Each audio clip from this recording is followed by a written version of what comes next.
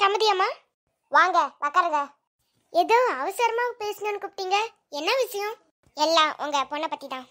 ஸ்ருதி பாத்தியா? அவளை பத்தி என்ன பேச போறீங்க? அவ இருக்க வீட்டுல என்னால நிஜமா நிம்மதியாவே இருக்க முடியல. என்ன பேசுறீங்க?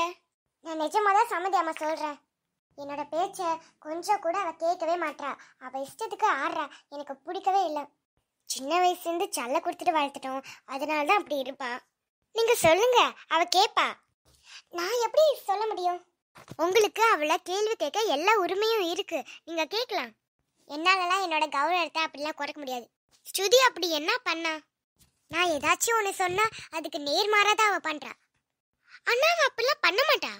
இந்த பூ கட்டுறவ தான் ஸ்ருதியை கெடுத்துட்டான். இந்த ஸ்ருதி அந்த பூ கட்டுறவளுக்கு சப்போர்ட் பண்றா. ஏதோ ஸ்ருதி கிட்ட போய் சொல்லி வச்சிருக்கேன் என்னை பத்தி தப்பா.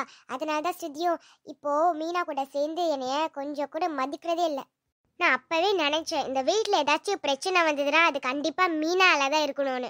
எனக்கு அப்பவே தெரியும் என்னோட பொண்ணு ஸ்ருதி அப்பெல்லாம் ஒன்றும் பண்ண மாட்டான்னு. அந்த மீனா தான் என்னோட பொண்ணை போட்டு கெடுத்து வச்சிருக்கா. ச்சே, இந்த மீனா கிட்ட ஒன்றும் சொன்னா கேட்கவே மாட்டா. அதனால நீங்க போய் ஸ்ருதி கிட்ட சொல்லிடுங்க.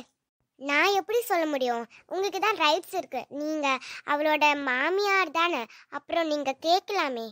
இல்லைங்க, அது சரியா வராது. நீங்க கேட்டாதான் சரியா வரும். இல்லை சமந்தம்மா, நான் கேட்டால் அது சரியா வராது. என்னை மன்னிச்சிடுங்க, நான் வரேன். என்ன இப்படி சொல்றீங்க? நான் வரேன். சே, அம்மாவை பொண்ணு ஒரே மாதிரி இருக்குதுங்க. இவங்கால இந்த மீனாக்கும் ஸ்ருதிக்கும் பிரச்சனை வரும்னு பார்த்தா இவங்களே பிரச்சனையை முடிச்சு வச்சிருவாங்க போலயே. சரி விஜயா, பார்த்துக்கலாம் விடு. சே, டு பி கண்டினியூட். இதோட கண்டினியூஷனை பார்க்க மறந்துடாதீங்க.